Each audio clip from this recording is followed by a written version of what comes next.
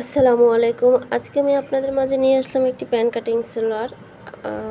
এভাবে আমি কীভাবে যে সালোয়ারটা সেলাই করেছি বা কেটেছি আমি আপনাদের মাঝে নিয়ে আসলাম। তো চলুন আমি কিভাবে সালোয়ারটা কাটি আমি আপনাদের মাঝে শেয়ার করি। তো এখানে আমি 4 ভাঁজ করে নিলাম।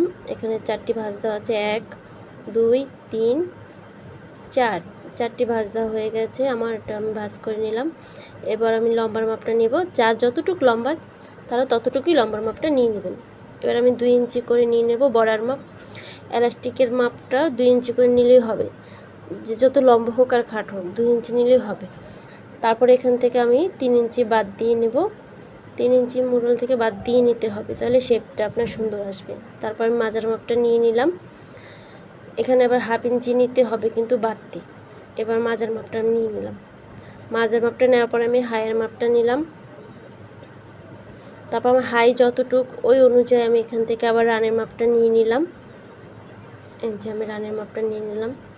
এখন আমি এটা মার্জিনটা সুন্দরভাবে টেনে নিলাম।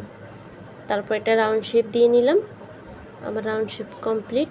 এখন আমি ওই যে 3 ইঞ্চি বাদ দিয়েছিলাম ওইখান থেকে আবার আপনারা, আমার ঘেরের মাপ আসছে 6 ইঞ্চি, আমি 6 ইঞ্চি নেব। আপনাদের যা যতটুক লাগে ঘের ততটুক দিয়ে নেবেন, সমস্যা নেই।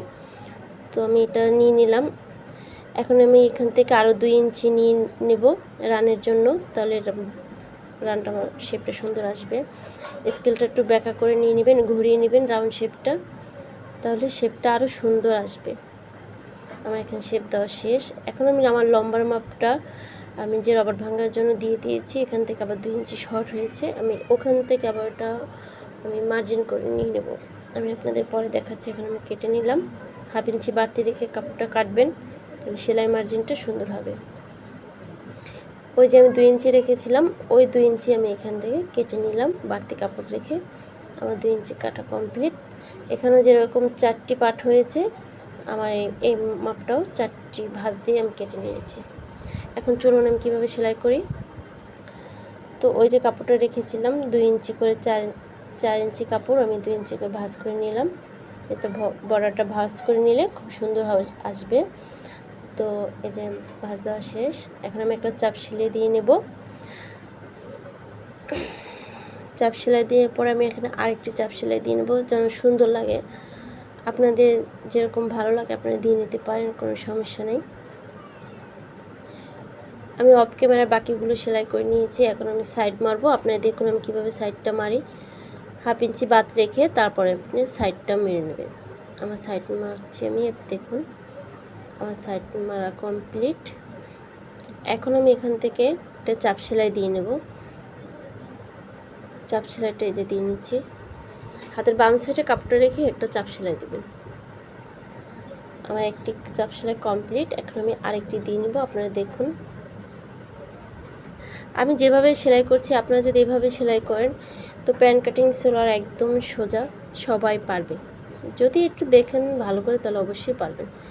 এখন আমি হাইয়ের জায়গাটা আমি সেলাই করে নিচ্ছি। এই যে আমি সেলাই করে নিচ্ছি। এখানে হাফ ইঞ্চি রেখে সেলাই করে নেবেন। তো আমি সেলাই করে নিচ্ছি, আপনারা দেখতে থাকুন। এখানে ডাবল সেলাই দিয়ে নেবেন। আমি ডাবল সেলাই দিয়ে নিয়েছি। এখন আমি সাইড মারব। ঘেরের যার যতটুকু আছে ততটুকু দিবেন। আমার যেহেতু 6 ইঞ্চি, আমি 6 ইঞ্চি নিয়েছি।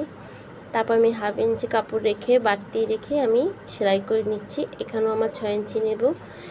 তো আপনি দোনো পাশে মার্জিন করে নিলে হবে কি, ঘেরের মাপটা একদম সুন্দর আসবে, অ্যাকুরেট কোথাও থেকে কুচকে থাকবে না। তো এখন আমি রাবার ভাঙার থেকে এখানে হাফ ইঞ্চি করে একটা ছোট্ট একটি বর্ডার সেলাই দিব। এখন আমি এলাস্টিকটা সেলাই করছি। আপনারা দেখুন আমি কীভাবে সেলাই করছি। এভাবে সেলাই করলে এলাস্টিকটা ছুটবে না। তো এখান থেকে বর্ডারটা ভাঙবেন, এভাবে সেলাই করবেন। আপনারা যদি চান যে হিপের জন্য কতটুকু এলাস্টিক নিতে হবে, তাহলে আপনি আমাকে কমেন্ট করবেন। আমি কমেন্টে পরবর্তী ভিডিওতে আমি জানিয়ে দেবো কীভাবে দিতে হবে।